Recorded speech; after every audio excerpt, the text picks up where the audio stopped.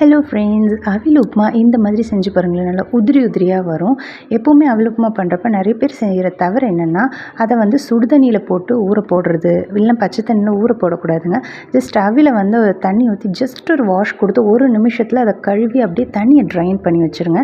நல்லா உதிரி உதிரியாக இருக்கும். தென் ஆஸ் யூஷுவல் நீங்கள் பண்ணுற மாதிரி எண்ணெயில் கடுகு, உளுந்த பருப்பு, கருவேப்பிலை, கொத்தமல்லி, மிளகாய், வெங்காயம் எல்லாம் போட்டு தாளித்து ஜஸ்ட் இந்த அவில் உப்புமாவை அது மேலே போடுங்க. இந்த மாதிரி உதிரி உதிரியாக இருக்கும்.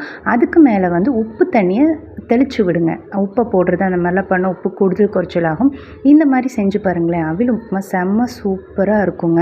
இந்த மாதிரி அதுக்கு மேலே கொஞ்சம் துருவின தேங்காயும் போட்டு இறக்கி பாருங்களேன். செம்ம டேஸ்டியாக ஹெல்த்தியான ஒரு பிரேக்ஃபாஸ்ட் ஒரு டின்னர் ரெசிபி ரெடி. கண்டிப்பாக ட்ரை பண்ணுங்கள். ஃப்ரெண்ட்ஸ் அண்ட் ஃபேமிலிக்கு ஷேர் பண்ணுங்கள். இது கூட தேங்காய் சட்னி, சாம்பார் வச்சு சாப்பிடும்போது காம்பினேஷன் இன்னும் அல்டிமேட்டாக இருக்குங்க. ஸோ இந்த வீடியோ பிடிச்சிருந்தேன்னா ஒரு லைக் போட்டு நம்மளை சப்போர்ட் பண்ணுங்கள், ஃபாலோ பண்ணுங்கள். Take care. Bye friends.